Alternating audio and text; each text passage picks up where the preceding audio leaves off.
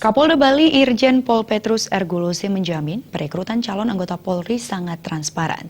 Tak hanya itu, Kapolda juga menyatakan pihaknya akan menjatuhkan sanksi tegas apabila ditemukan pelanggaran maupun penyimpangan.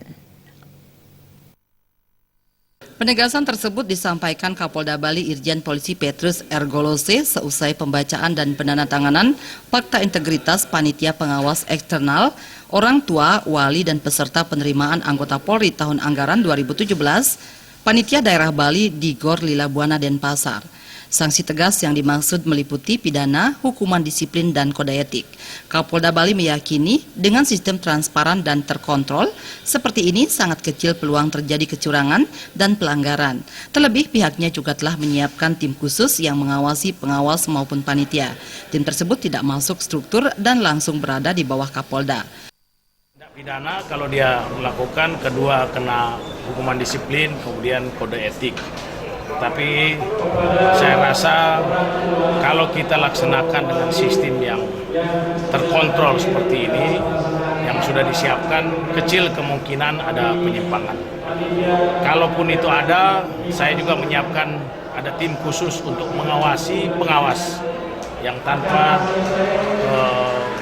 dalam struktur, tidak masuk dalam struktur ini, langsung di bawah Kapolda.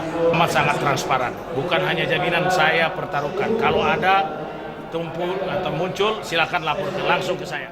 Kapolda Bali Irjen Polisi Petrus Ergulusi juga menghimbau masyarakat, khususnya mereka yang putra-putrinya mengikuti seleksi calon anggota Polri, agar tidak mempercayai oknum-oknum tertentu yang mengaku bisa membantu meluluskan dalam seleksi masuk calon anggota Polri.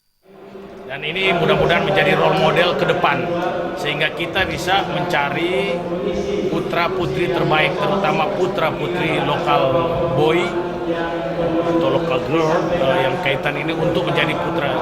Kalau Polri sesuai dengan promoternya Kapolri, profesional, modern, dan terpercaya, masalah terpercayanya, trust atau trust building ini harus dimulai dari sistem rekrutmen.